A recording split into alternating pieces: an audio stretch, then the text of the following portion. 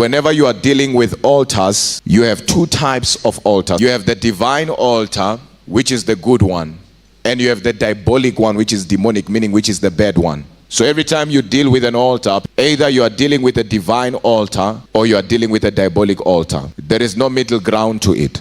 You cannot have an altar that is good and bad at the same time. And no one can stand and say, as for me, I have no altar. The devil is a liar. There is no middle ground to it. You have an altar. Whether you are conscious of it or you are not conscious of it. Whether you know about it or you don't know about it.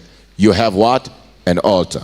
It's like a person right now saying, me, I don't have a spirit because I've never seen a spirit. No, you have a spirit. That's why you are a living being. You are a living being because you have a spirit. And once that spirit leaves your body, you die.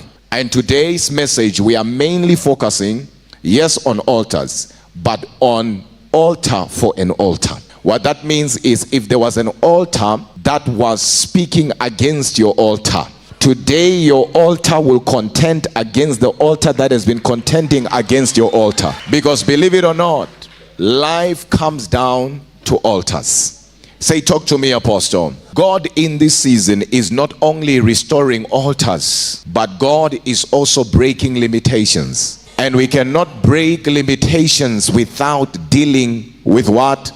Altars. You cannot break limitations and not deal with altars. Because every time you want to break limitations and you want to stop delay in people's lives, you want to deal with stagnation and ignore altars.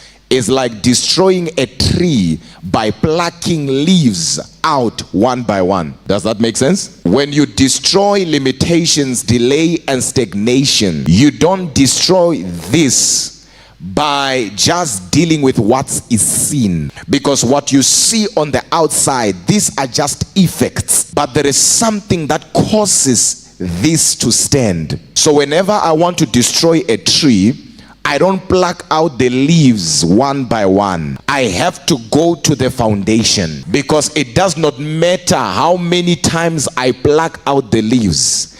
If the foundation is not dealt with, what I took out last week will come out next week. So a lot of people have been feeling like they are moving in a reverse order, because what they've been dealing with is just limitations, just delay, but not dealing with what powers delay, which is an altar. That's why today I came to talk to maybe 500 of you here, just so that we can deal with altars that you can't see.